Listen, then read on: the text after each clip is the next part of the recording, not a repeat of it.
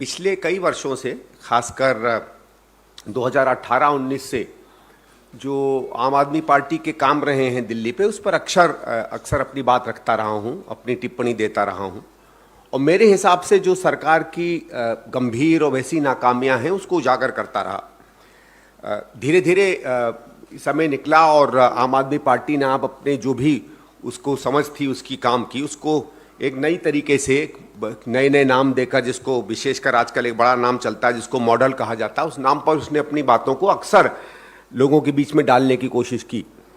तो मेरा संवाद चला, हमने कोशिश की, पार्टी से भी बात हुई कि नहीं जो चल रहा है, देखिए एक होता है कि चलिए थोड़ा बहुत आपकी उपलब्धि है उसके बारे में आप डींगे मार लीजिए, लेकिन जब ये दिखता है कि सरासर ऊपर से नीतिचक जो चीज़ कही जाती है वो या तो झूठ होती है या किसी दूसरे के काम पर आधारित होती है, तो दायित्व बनता है उस बात को सामने उसका उजागर करने का।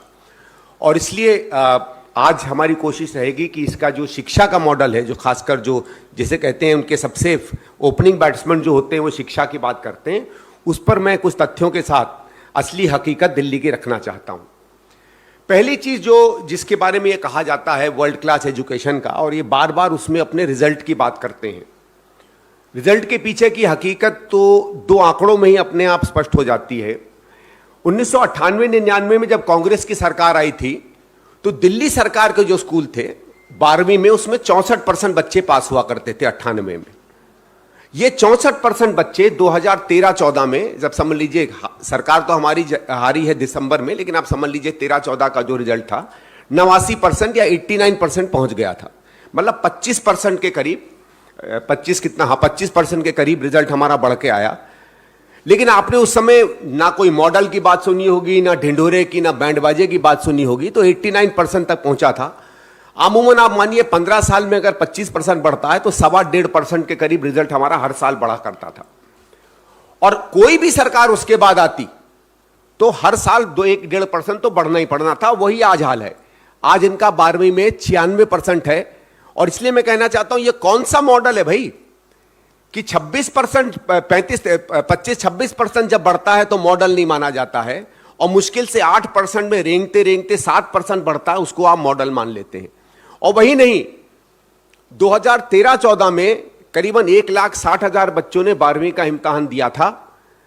वो अगर ये कोविड का साल ना लें जिसमें कुछ बच्चे बढ़े हैं प्राइवेट स्कूलों में, आज भी वो 1,60,000 है, तो कभी 1,50,000, 1,40,000, 1,45,000 के बच्चे सामान्यतः दिल्ली सरकार के स्कूलों में 12वीं का इम्तिहान देते हैं। अभी तो आप मानेंगे कि 8 साल में, अगर 8 साल पहले 1.5 से 2 लाख बच्चे इम्तिहान देते थे तो 2-2.5-3 लाख बच्चे तो कम से कम आने चाहिए थे ना उन स्कूलों में, जहां यह कहा जाता है कि न केवल दिल्ली सरकार के बच्चे तो रहते ही हैं, प्राइवेट स्कूल के बच्चे कूद कूद के दिल्ली सरकार के स्कूलों में भाग रहे हैं। लेकिन यहां हमें कहानी विपरीत दिखती है। चलिए साहब, 12वीं में मुश्किल से ये वो गति रख पाए जो हमारी सरकारों ने 15 साल रखा था। पर अब आते हैं 10वीं पर, और जो लोग शिक्षा जानेंगे वो जानेंगे कि 10वीं जितनी यंग क्लास की होती है वो शायद ज्यादा महत्वपूर्ण क्लासें होती हैं। 1998 में दिल्ली सरकार के बच्चे का जो पास परसेंटेज था 10वीं के बोर्ड इम्तिहान में, वो 34% था। यही 34% 2010, मैं आपको बताऊंगा मैं 2010 का आंकड़ा क्यों ले रहा हूं। 2010 में 34% का पास बढ़ के गया 89% पर, 88 से 89% पहुंचा। मतलब समझ लीजिए 55% के करीब नंबर बढ़े। और तब भी आपने पिटता हुआ ढोल नहीं सुना होगा कहीं, ना इश्तहारों में सीएम साहब को देखा होगा, ना हमारे बच्चों को झंडा लेके भागते देखा होगा, ना किसी विदेशी से आर्टिकल लिखते हुए पाए होंगे, ना उसके हमने इश्तहार पाए होंगे। 2010 के बाद यही आंकड़ा 89% से 99% पहुंचा। लेकिन हम वो 99% को केजरीवाल की तरह अपनी उपलब्धि इसलिए नहीं बताते हैं क्योंकि 2010 के बाद जब आरटीई आया तब 10वीं के बोर्ड इम्तिहान ही खत्म हो गए और इंटरनल एग्जाम होने लगे। और इंटरनल एग्जाम में आप जानते हैं हर बच्चे को पास कर दिया जाता है। जैसे पिछली साल केजरीवाल के भी 10वीं के रिजल्ट 98-99% थे क्योंकि इंटरनल थे। लेकिन जब आज से 3-4 साल पहले मोदी सरकार ने कहा कि नहीं 10वीं में भी बोर्ड इम्तिहान होने चाहिए, तो सबसे पहले बार जब बोर्ड इम्तिहान होता है दिल्ली का, तो केजरीवाल मॉडल के अंदर आप लोग अचंभित रह जाएंगे, 10वीं का पास परसेंट गिरता है 72% पर, उसके अगले साल 80% पर, और इस साल 81% पर। अब ये आंकड़ा क्यों नहीं दिखाते भाई? ये 20% जो हमारे समय में 89% हो गया था, जो मेरे ख्याल से बढ़ के कम से कम 95, 96, 97% तो आज हो ही जाना चाहिए था, वो बढ़कर 80% पे आ जाता है। यानी 20% दिल्ली का बच्चा अपना भविष्य 10वीं में ही बर्बाद कर लेता है। और इसमें एक और आंकड़ा मैं आपको देना चाहता हूं, जिस बात का विशेष ध्यान रखिएगा। आप लोग तो सब जानते हैं, शिक्षा के बारे में जानते हैं, शिक्षा में एक नंबर होता है जिसको ड्रॉप आउट रेट कहा जाता है। मतलब एक कक्षा से जब दूसरी कक्षा में बच्चे जाते हैं तो उनकी संख्या में कितनी कमी आती है या कितने बढ़ते हैं। तो स्वयं दिल्ली सरकार के आंकड़े जो पार्लियामेंट के एक सवाल में पार्लियामेंट में भी प्रस्तुत किए गए थे, और उसके बाद किसी दिल्ली सरकार के मंत्री ने उस आंकड़ों पर सवाल नहीं खड़ा किया था। 9वीं से 10वीं जाने का जो ड्रॉप आउट रेट है वो 14 से 15% है। ये अभूतपूर्व है हिंदुस्तान में कहीं। और ये इसलिए करते हैं क्योंकि ये जानकर, मैं आपका सीधे सीधे इल्जाम लगाता हूं, जो बच्चे इनके सिस्टम में ये समझते हैं काबिल नहीं होते पास करने के, इनको ये 9वीं में ही रोक लेते हैं। तो माना जाए तो 80% आज भी पास नंबर नहीं है। अगर 9वीं के हिसाब से माने तो आज भी इनका पास परसेंट 65 से 70% है। अब इन दो आंकड़ों को अगर आप पास का ही ले लेंगे तो आप रंग रोगन कर लीजिए स्कूलों में, पेंटिंग कर लीजिए स्कूलों में, उनकी जितने फर्श हैं उसमें आप कालीन बिछा दीजिए, आप संगमरमर लगा लीजिए, आप एक की जगह 3 का पंखा डाल दीजिए, कोई फर्क नहीं पड़ता अगर हमारे बच्चे पास नहीं हो रहे हैं। ये तो बात होती है जहां तक इनके रिजल्ट्स की बात आती है। और आप देखिएगा जब भी ये ढिंडोरा पीटते हैं कभी 10वीं का, तो रिजल्ट बताने में ही ये लोग दूर भागते हैं। फिर आ जाते हैं साहब एनरोलमेंट में, क्योंकि हमने बार बार सुना है और मुख्यमंत्री ने अभी हाल में कहा कि साहब 2.5 लाख बच्चे प्राइवेट स्कूलों के सरकारी स्कूलों में आ गए। आपने भी आंकड़ा सुना होगा, जगह जगह इसका ढोल भी पिटता है। हमें बड़ी रुचि हुई साहब, हमने कहा बहुत अच्छा यार। दिल्ली सरकार में जब कांग्रेस की सरकार आई थी तो दिल्ली सरकार में 8 लाख बच्चे पढ़ते थे, और जब शीला जी को आप लोगों ने हराया दिल्ली में तो 16,20,000 बच्चे पढ़ते थे। 4 से 5% पर एनम जो है बढ़ता चला जाता था। याद रखिएगा हमारी पॉपुलेशन ग्रोथ है 2.5%, बच्चे बढ़ते थे 5% के करीब। और अगर 5% का हम आंकड़ा मान लें कि 4 या 5% पे आमानता बढ़ता चला जाना चाहिए, तो इस समय करीबन 21-22 लाख बच्चे होने चाहिए थे दिल्ली सरकार के स्कूलों में, बल्कि ज्यादा, क्योंकि न केवल वो आ रहे हैं जो आ सकते थे, 2.5 लाख तो सरकारी प्राइवेट के भी बच्चे कूद कर आए हैं।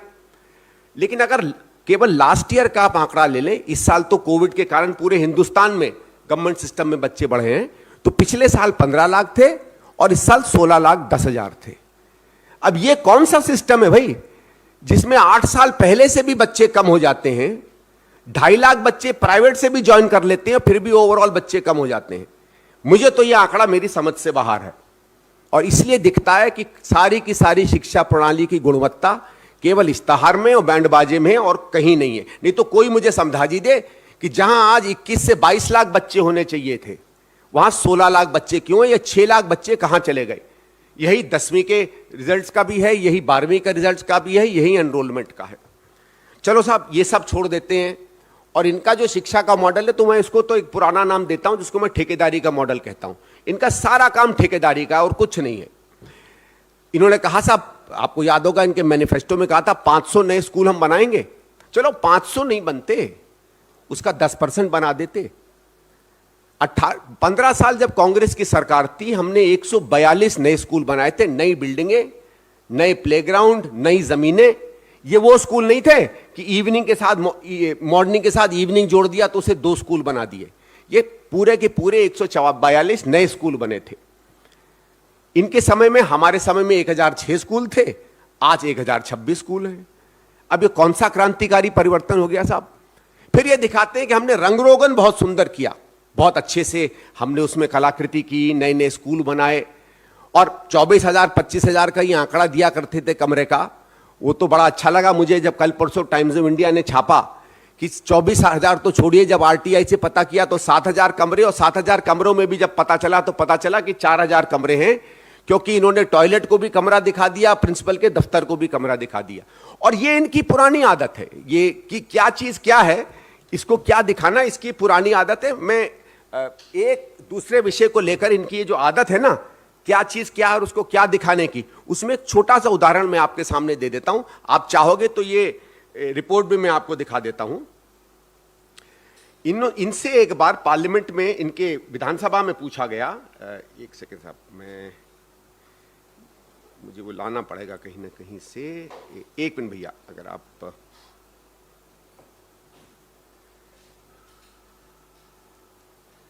इनसे विधानसभा में पूछा गया कि साहब ये भैया एक सेकंड अभी दिखाते हैं। विधानसभा में पूछा गया कि साहब कितने फ्लाईओवर और कितने ब्रिज जो हैं केजरीवाल साहब ने बनाए, अब कुछ तो दिखाना था।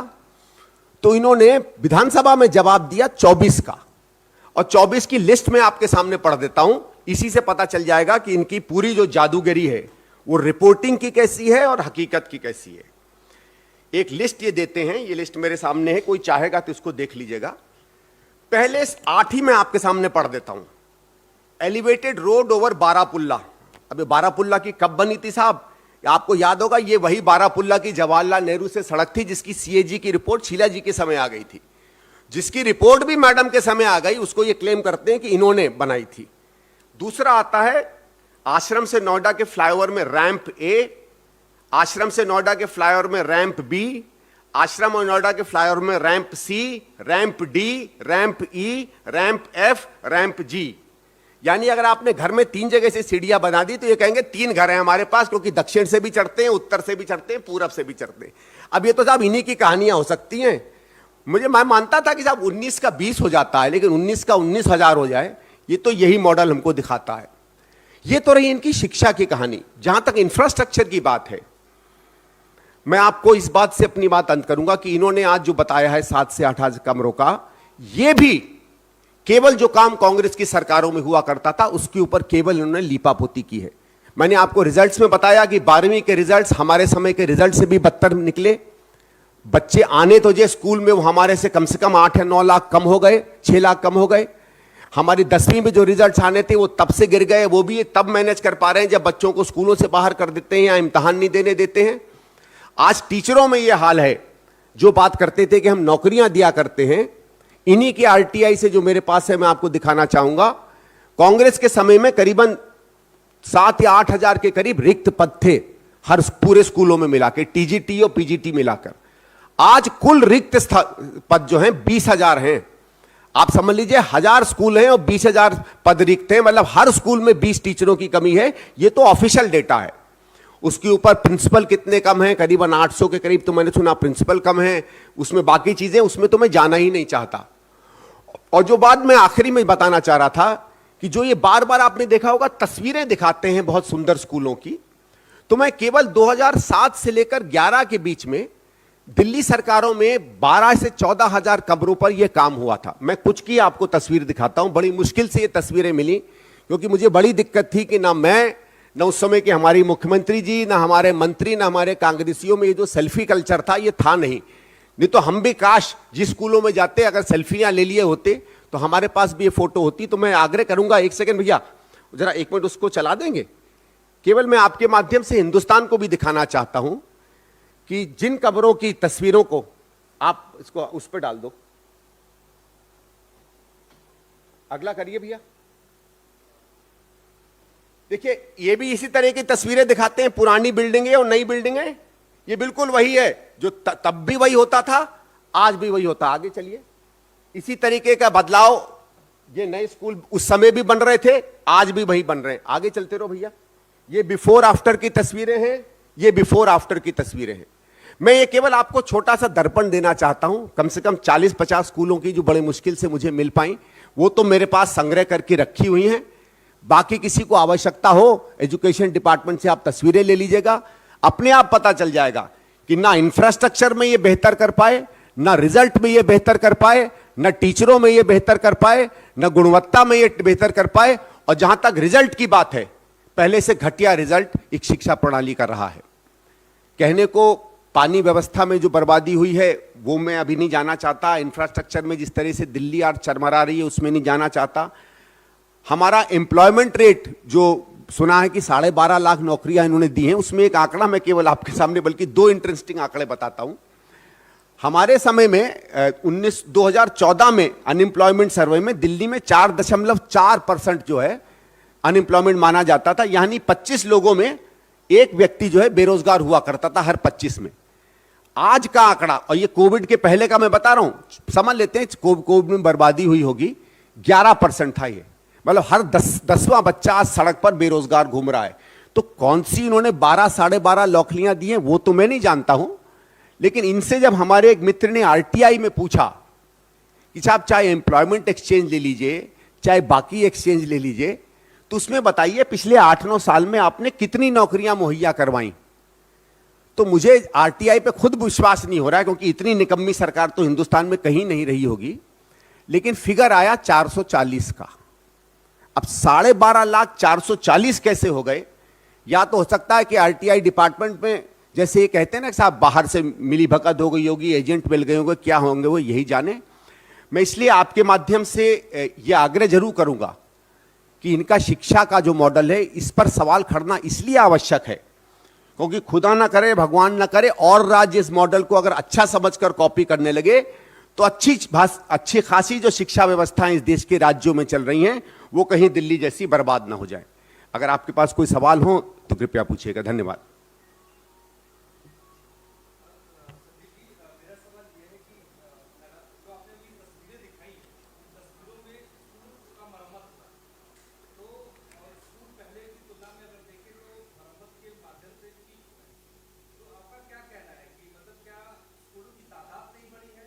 नहीं देखिए जी, मैं ये दिखा रहा था क्या हुआ। स्कूल जैसे थे हमारे समय में 140 के करीब नए स्कूल बने 15 साल में, ठीक है। मतलब समझ लीजिए अगर 1006 थे तो आप उसमें से 140 के मतलब समझ लीजिए आप 850 के करीब स्कूल रहे होंगे। तो नए स्कूल तो बने ही बने थे, उसके साथ साथ पुराने बिल्डिंगों की मरम्मत करना, उनके कमरों को सुंदर करना, उसमें सुविधाएं देना, पंखे ठीक करना, बाथरूम ठीक करना, लेबोरेटरी ठीक करना, जहां टूटा टाटा था उसकी मरम्मत करना, जहां कई ऐसे स्कूल थे जो डेंजरस डिक्लेयर हो गए थे उनको ठीक करना।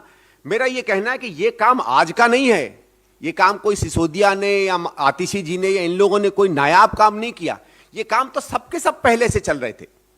यहां ये मैं मानता हूं कि हमारे समय में 12 से 14 हजार के करीब कमरे ठीक हुए थे। इन्होंने एक आंकड़ा पब्लिक में फेंका था 24 हजार का, तो मैं कह रहा था भाई अच्छा है, इन्होंने 10 हजार का और कमरे कर दिए। टाइम्स ऑफ इंडिया की रिपोर्ट से पता चला वो 10 हजार भी नहीं है बल्कि 4 हजार कमरे बन के रह गए।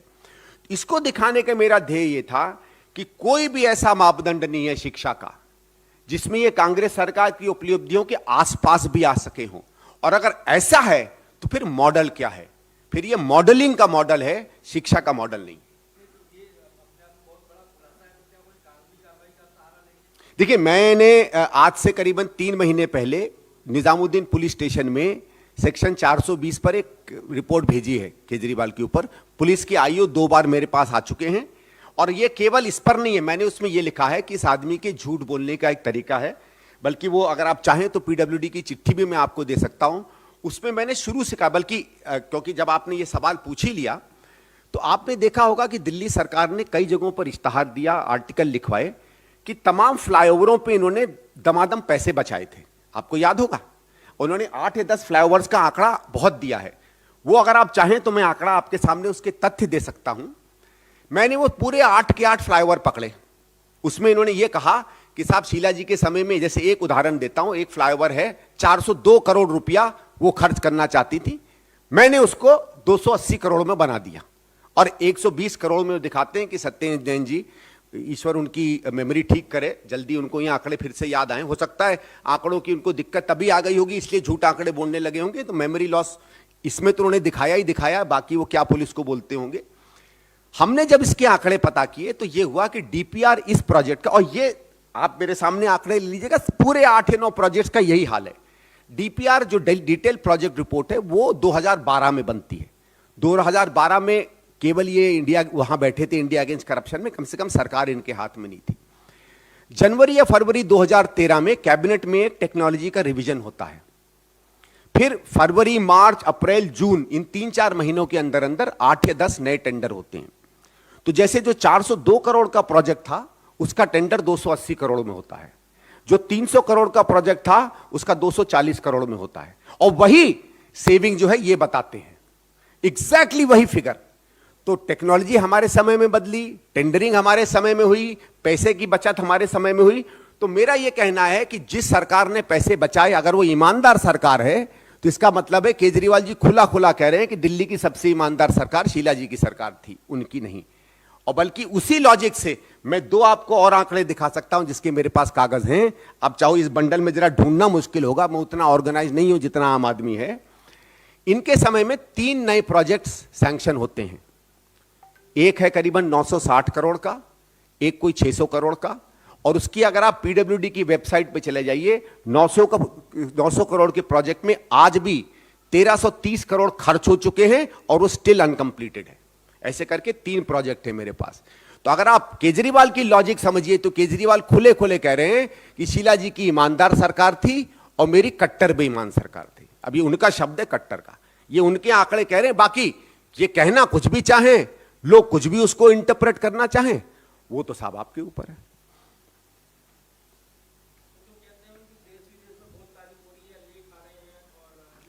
नहीं आ रहे होंगे, कोई दिक्कत नहीं। मेरा सिर्फ ये कहना है शिक्षा मॉडल बेहतर है। मैंने आपके सामने 3-4 आंकड़े प्रस्तुत किए, आप उसमें आंक लो ये शिक्षा मॉडल है या क्या है। भाई अगर रिजल्ट गिर जाते हैं, अगर स्कूलों में बच्चे कम आते हैं, अगर जितने स्कूल बनाने चाहिए आप बना नहीं पाते हैं, टीचरों में कमी हो जाती है, आप साइंस नहीं पढ़ा पाते हैं, आप प्रिंसिपल्स नहीं दे पाते हैं, तो फिर आप क्या कर रहे हो भाई? ये तो मुझे कोई सवाल कर देना। आखिरकार हम बच्चे किस लिए स्कूल भेज रहे हैं? कि सुंदर पंखे के नीचे बैठे वो, कि कमरा उसका लाल की जगह पीले रंग का हो जाए, कि उसके 2 गड्ढे नहीं, एक भी गड्ढा ना रहे कॉरिडोर में। और वो भी मैंने दिखाया, ये काम तो बल्कि उनके आने के 6-7 साल पहले से चल रहा था। हमने जितने कमरे किए उसमें केवल बढ़ोतरी करते चले गए हैं। वो तो स्वाभाविक है ना, कोई एक जो मोमेंटम भी तो होता ना सरकार के काम का। अगर आप यही बात करना चाहते तो एक और आंकड़ा मैं बोलकर खत्म करता हूं। आपने देखा होगा कई बार कहते हैं कि साहब मेरे मुनाफे की सरकार होती है, सुना होगा ना आपने। तो दिल्ली सरकार तो मुनाफे की 1995 से है भाई। एक आंकड़ा होता है इकोनॉमिक्स में जिसको रेवेन्यू सरप्लस कहते हैं, सीधा साधारण है, साल में हम कितना कमाते हैं और कितना हम खर्च करते हैं, जिसको रेवेन्यू सरप्लस कहा था, जिसके आंकड़े ये दिखाते हैं। 1995-96 से जब क्या नाम उनकी साहिब सिंह वर्मा जी की सरकार थी, उसके पहले मदन लाल जी की सरकार थी, तब से दिल्ली रेवेन्यू सरप्लस है। दिल्ली आज से रेवेन्यू सरप्लस नहीं है। वो दूसरी बात है कि ये पहला साल है जब दिल्ली रेवेन्यू में भी डेफिसिट में गया है, ये पहला साल है इसके इतिहास में। लेकिन और रेवेन्यू सरप्लस में आपको बता दूं, सबसे ज्यादा रेवेन्यू सरप्लस दिल्ली सरकार का अगर किसी साल में हुआ था तो 2010-11 में हुआ था, जहां कॉमनवेल्थ हुआ था। जिस साल 10,011 करोड़ का हमारे पास रेवेन्यू सरप्लस था। आजकल कभी 6,000 करोड़, 2,000 करोड़, 3,000 करोड़, 7,000 करोड़ का रेवेन्यू सरप्लस होता है। और सरप्लस तो होगा ही ना साहब। हम अपने अधिकारियों की पेंशन नहीं देते हैं, वो भारत सरकार देती है। दिल्ली सरकार के अधिकारियों की भी भारत सरकार पेंशन देती है। हम पुलिस में पैसा नहीं खर्च करते। और जो 3 बहुत बड़े गड्ढे हैं और प्रदेशों में, एग्रीकल्चर पे हमारा 0 खर्च है, इरिगेशन पर हमारा 0 खर्च है, और रूरल डेवलपमेंट पे हमारा 0 खर्च है। जो खर्च ही नहीं होगा तो रेवेन्यू सरप्लस होगा ना। लेकिन 2 आंकड़े तो कभी आप इनसे पूछ लीजिएगा ना, कि जो डीटीसी हमारे समय में 16-17 हजार करोड़ के नुकसान पर चलती थी, जब हमने बसें खरीदी, जब हमने बस स्टॉप ठीक किए, जब हमने सीएनजी की प्रणाली लागू की, वो आज 40,000 करोड़ के घाटे पे कैसे पहुंच गई है? बस आप खरीद नहीं पाए। ठीक है, आप तो ईमानदार सरकार भी हैं, तो आपके समय में 22-25 हजार करोड़ का नुकसान कैसे हो गया केवल 6-7 साल में, जब आपने काम कुछ नहीं किया? पैसा कहां जा रहा भाई? दूसरा, मैं दिल्ली जल बोर्ड की बात कर लेता हूं। दिल्ली जल बोर्ड का जब हमारी सरकार हटी थी तो पिछले 50-60 साल में दिल्ली सरकार बोर्ड का करीबन 18,000 करोड़ का लॉस था। आज वो 60,000 करोड़ पे है। अगर केवल आप डीटीसी और दिल्ली जल बोर्ड को ले लीजिए तो 1,10,000 करोड़ के घाटे में दिल्ली सरकार चल रही है। 3.5 लाख करोड़ के घाटे पे पंजाब में त्राही त्राही हो रही है, जो हमसे समझ लीजिए डबल का स्टेट है। उसके आधे स्टेट में होके ऑलरेडी हम लोग 1,10,000 करोड़ के घाटे पे हैं। 8 या 10 साल में क्या होगा दिल्ली में, अब आप ही इमेजिन कर लीजिए।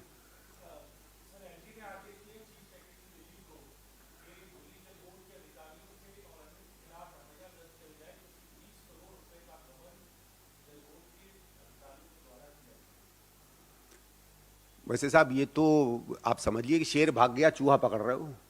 मतलब 20 करोड़ तो दिल्ली जल बोर्ड में, अगर आप दिल्ली जल बोर्ड के अधिकारियों से कह दें कि उनकी सरकार ने 20 करोड़ का गबन किया तो हंसने लगेंगे। वहां तो 20 करोड़ का शायद दैनिक गबन होता है। मेरा ये कि मैं एलजी साहब से भी आग्रह करूंगा कि जिस तरीके की खबरें हमें कम से कम दिल्ली सरकार में व्यापक भ्रष्टाचार की आ रही हैं, अगर गंभीरता से उस पर वो काम करते हैं तो 20 करोड़ क्या, उसके इसके 10 गुना भी उनको उदाहरण मिल जाएंगे।